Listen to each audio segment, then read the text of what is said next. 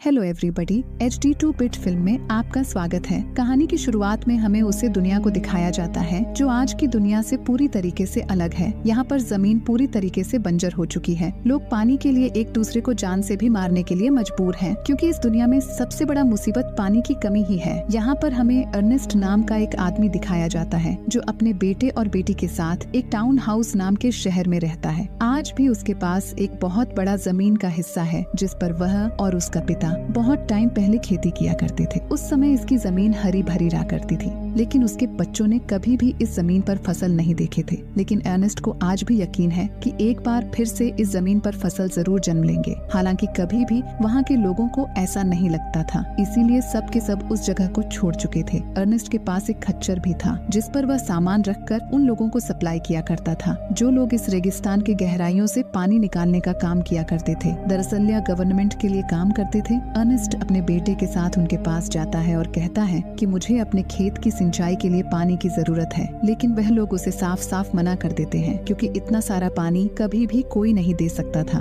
अगर कोई देगा भी तो अर्नेस्ट को बहुत बड़ी कीमत चुकानी पड़ेगी, मतलब कि उसे बहुत सारे पैसे देने पड़ेंगे जो अर्नेस्ट के पास नहीं है। अब अर्नेस्ट अपने बेटे और खच्चर के साथ घर की तरफ निकल जाता है, लेकिन तभी रास्ते में उसकी खच्चर का एक टांग टूट जाती है जिसकी वजह से वह चल नहीं सकता। तो अर्नेस्ट को ना चाहते भी अपने खच्चर को गोली मारना पड़ता है। उसके बाद वह दोनों अपने घर आते हैं, जहाँ पर देखते हैं कि अर्नेस्ट की बेटी जो खाने के बर्तन को मिट्टी से साफ कर रही थी, क्योंकि अब पानी की कमी की वजह से धरती के सारे लोग बर्तन ऐसे ही साफ करते थे। इनका खच्चर मारा जा चुका है, इसके वजह से इन्हें एक नया खच्चर की जरूरत है। उसके अगले दिन ही अर्नेस्ट अपने बेटे को लेकर एक जगह पर जाता है जहाँ पर रोबोटिक एनिमल्स का बोली लगने वाला होता है। वहाँ पर सभी लोग अपनी अपनी बोली लगाते हैं, जिसमें फ्लेम नाम का भी एक आदमी था, लेकिन अर्नेस्ट किसी तरह से उसे रोबोट को खरीद लेता है। उसके बाद उसके पास एक रोबोटिक एनिमल हो जाता है जो इनको बहुत ही काम आ सकता है। लेकिन फ्लेम को यह बिल्कुल अच्छा नहीं लगता क्योंकि वह इस रोबोट को खरीदना चाहता था। इसके बाद अर्नेस्ट अपने बेटे को एक अस्पताल में जाता है जहाँ पर अर्नेस्ट की पत्नी यानी कि उसके बेटे की मॉम है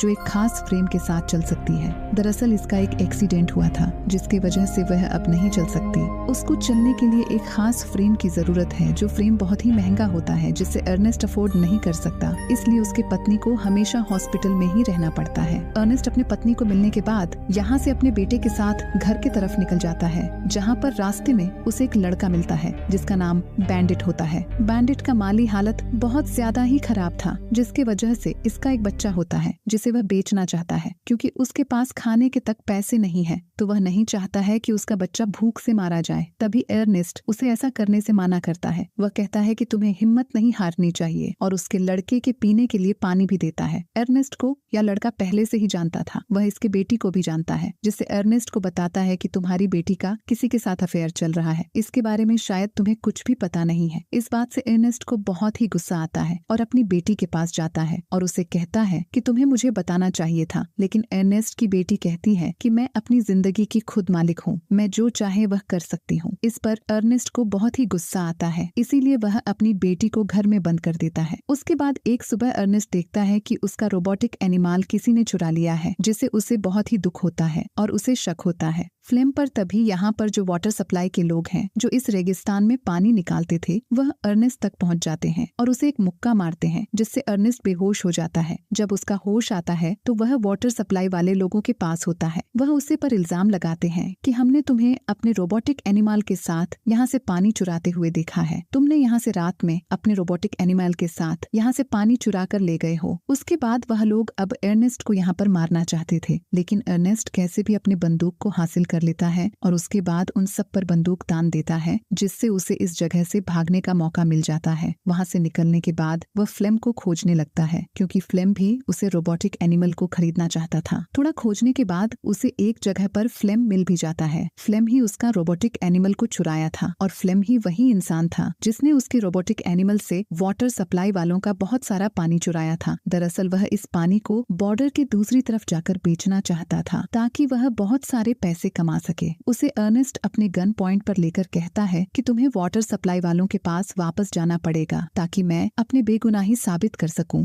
वह उसे वाटर सप्लाई वालों के पास ले जाने लगता है, पर धीरे धीरे उसकी बॉडी बहुत ज्यादा ही डिहाइड्रेट हो जाती है। फ्लेम उसे कहता है कि हमारे पास बहुत सारा पानी है, तुम पानी पी सकते हो और बाकी पानी को हम बेच देंगे, जिससे हमें बहुत सारा पैसे मिलेंगे और उन पैसों को हम आपस में आधा आधा बांट लेंगे। अर्नेस्ट अपनी बॉडी हाइड्रेट करने के लिए कुछ पानी पी लेता है, लेकिन वह पानी बेचना नहीं चाहता था, बल्कि फ्लेम को उन वाटर सप्लाई वालों के पास ले जाना चाहता है। पानी पीने के बाद भी उसके कदम लड़खड़ा रहे थे। दरअसल वह बहुत ज्यादा ही थक चुका है, उसकी हालत बहुत ज्यादा ही खराब होती है। फ्लेम इस चीज को समझ लेता है। वह दूर से ही अर्नेस्ट के ऊपर पत्थर मारने लगता है, जिससे अर्नेस्ट की मौत हो जाती है। अब इस मौत को वह इस तरह का प्लान करता है कि सबको ऐसा लगे कि रोबोटिक एनिमल ही अर्नेस्ट को मारा है। फ्लेम अर्नेस्ट के बॉडी को और उसके रोबोटिक एनिमल को वहीं पर छोड़कर अर्नेस्ट के घर पर जाता है और उसकी बेटी से मिलता है। दरअसल फ्लेम ही वह लड़का होता है जिससे अर्नेस्ट की बेटी प्यार करती थी। अर्नेस्ट की बेटी फ्लेम के साथ चली जाती है। वहीं फ्लेम के बेटे को दिखाया जाता है कि उसके पिता पूरे दिन घर पर नहीं आते हैं, तो वह अपने पिता को ढूंढने के लिए निकल जाता है। उसे सबसे पहले रोबोटिक एनिमल मिलता है और उसके साथ कुछ वाटर बोतल भी, जो वाटर सप्लाई वालों की होती है। अब उसे पता चल चुका है कि उसके पिता की मौत हो चुकी है। वह वाटर सप्लाई वालों के पास उसे बोतल को लेकर जाता है। वाटर सप्लाई वालों को पता चल जाता है कि अर्नेस्ट उनका पानी को नहीं चुराया था, क्योंकि अगर वह पानी चुराया होता तो बाकी का पानी वहीं पर होना चाहिए था, जो कि वहाँ पर नहीं होता है। साथ ही फ्लेम पूरी मौत को इस तरह से प्लान किया होता है कि सबको यह लगे कि अर्नेस्ट को किसी और ने नहीं बल्कि उसी के रोबोटिक एनिमल ने मारा हो। अर्नेस्ट के बेटे ने रोबोटिक एनिमल को घर पर लाकर उसके टुकड़े टुकड़े करना चाहता है। तभी वहाँ पर फ्लेम आ जाता है। वह कहता है कि तुम अपने आप को संभालना होगा। दरअसल फ्लेम उसे सहानुभूति दिखाता है और फ्लेम उनके फैमिली का एक हिस्सा बन चुका है और वह फ्लेम के बेटे को कहता है कि मैं तुम्हारी बहन से शादी करना चाहता हूँ। वह भी इस बारे में अब कुछ भी नहीं कहना चाहता था, क्योंकि कहीं न कहीं वह भी उसे एक्सेप्ट कर चुका है। इसके बाद फ्लेम तय करता है कि इनका जो बहुत बड़ा लैंड है वह वहाँ पर खेती करेगा। वह वाटर सप्लाई वालों के पास जाता है और कहता है कि मुझे खेतों की सिंचाई के लिए पानी की जरूरत है। तुम लोग मुझे गवर्नमेंट को बिना बताए हुए यानी कि इलीगली खेतों के लिए पानी दे दो और जब मेरी फसल उग जाएगी तो मैं तुम्हें बहुत सारा पैसे दूंगा। वह लोग उसकी बात मान जाते हैं और फ्लेम को खेतों के लिए पानी मिल जाता है। वह खेतों पर बहुत ज्यादा मेहनत करता है, जिससे बहुत जल्द ही फसल उगना शुरू हो जाती है, जिससे अर्नेस्ट का बेटा और फ्लेम बहुत ज्यादा ही खुश होते हैं। अब अर्नेस्ट का बेटा भी फ्लेम से इम्प्रेस हो चुका है, इसीलिए फ्लेम उसकी बहन से शादी कर लेता है। फ्लेम की जिंदगी में सब कुछ ठीक चल रहा होता है और एक दिन वह जब खेतों में होता है तब बैंक से कुछ लोग आते हैं और कहते हैं कि अर्नेस्ट ने इस खेत के बदले बहुत सारे पैसे लिया, जो वह पैसा कभी भी नहीं चुका पाया, तो बहुत जल्द बैंक इस खेत को अपने कब्जे में ले लेगी। फ्लेम को यह बात जानकर बहुत दुख होता है, क्योंकि उसने इस खेत पर बहुत ज्यादा ही मेहनत की थी। वह किसी भी कीमत पर खेत को वापस अपने कब्जे में लेना चाहता है, इसीलिए वह उस लड़के के पास जाता है जिसका नाम बैंडिट होता है, जो एक बार अर्नेस्ट को अपने बच्चे को बेचना चाहता था। फ्लेम को पता होता है कि वह अपने बच्चे को बेचना चाहता है, इसीलिए वह बैंडिट के पास जाता और उसे उसके बच्चे को बेचने के लिए कहता है। बैंडिट अपनी पत्नी को बताए बिना ही अपने बच्चे को कुछ लोगों को बेच देता है, लेकिन यहाँ पर फ्लेम को पैसे की जरूरत है, इसीलिए वह बैंडिट को मार देता है और जब वह गोली शूट कर रहा होता है तो एक गोली रोबोटिक एनिमल को भी लग जाता है, जिससे इसका एक पैर टूट जाता है। फ्लेम यहाँ से पैसे लेकर भाग जाता है। वही रोबोटिक एनिमल को दिखाया जाता है जो लंगड़ते हुए अपने मैन्युफैक्चरर की तरफ जाने लगता है जिसने इस रोबोट को बनाया था। दरअसल उसके सॉफ्टवेयर में भी कुछ प्रॉब्लम आ गई होती है, इसीलिए वह अपने मैन्युफैक्चरर के पास जा रहा है।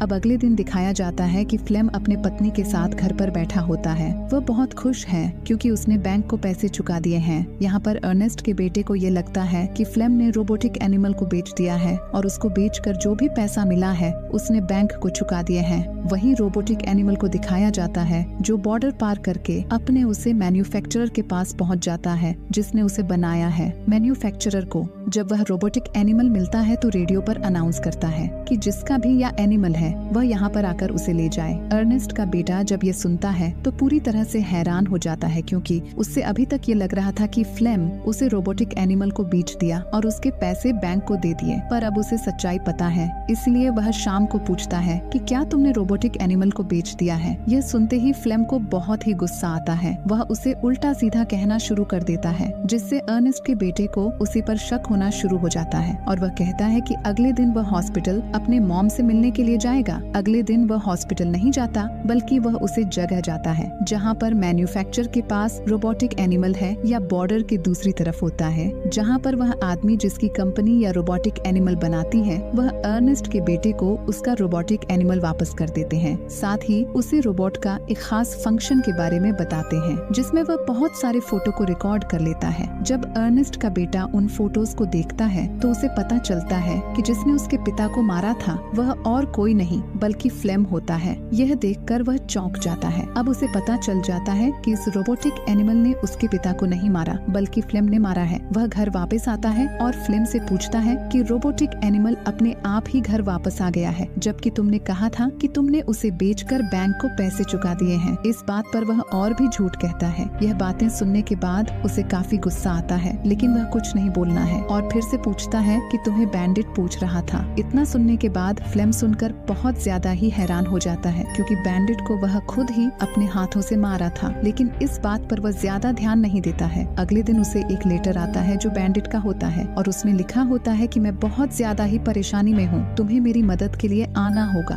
बैंडिट उसे यहाँ से बहुत दूर एक वीरान जगह पर बुलाया होता है। फ्लेम तय करता है कि वह वहाँ पर जाएगा। अब वह अपने रोबोटिक एनिमल के साथ उसी जगह पर चला जाता है, लेकिन जब वह थोड़ा सा आगे जाता है तो वह एक गड्ढे में गिर जाता है और गिरने की वजह से उसके दोनों टांगे टूट जाते हैं। तभी उसे अपने ऊपर एक परछाई दिखती है। यह परछाई अर्नेस्ट के बेटे की होती है। दरअसल उसने ही बैंडिट के नाम से झूठ लेटर लिखा था और जब फ्लेम उसकी आंखों में देखता है तो उसे पता चल जाता है कि अर्नेस्ट के बेटे को सब कुछ पता है। फ्लेम उसे यकीन दिलाने की कोशिश करता है कि वह एक एक्सीडेंट था, मैंने जानबूझकर कुछ भी नहीं किया, पर अब अर्नेस्ट के बेटे को सब कुछ पता है। इसीलिए वह फ्लेम को मारकर वहाँ से अपने रोबोटिक एनिमल को लेकर घर वापस आ जाता है, पर अपनी बहन को फ्लेम के बारे में कुछ भी नहीं बताता है, क्योंकि वह फ्लेम के बच्चे की माँ बनने वाली होती है। जब और कुछ दिनों तक फ्लेम घर नहीं आता है तो अर्नेस्ट की बेटी अपने भाई से पूछती है कि फ्लेम अभी तक वापस नहीं आया। उसका भाई उसे कहता है कि तुम्हें कुछ दिन और इंतजार करना चाहिए, पर वह भी अब हताश हो चुकी थी। वह अपने भाई से कहती है कि हमें मॉम को घर वापस लाना चाहिए। दरअसल इनके पास अब पैसे हो चुके हैं, क्योंकि उनकी फसल ग्रूव हो चुकी है और यह अपनी मॉम को बेस वायर के खर्चे को एफर्ट कर सकते हैं, जो वायर से उनकी मॉम चलने के लिए आवश्यकता होती है। इस फिल्म की कहानी यहीं पर खत्म हो जाती है। ये कहानी आपको कैसी लगी हमें कमेंट करके बताइए और आगे ऐसी कहानी देखने के लिए हमारे चैनल को सब्सक्राइब कर लीजिए।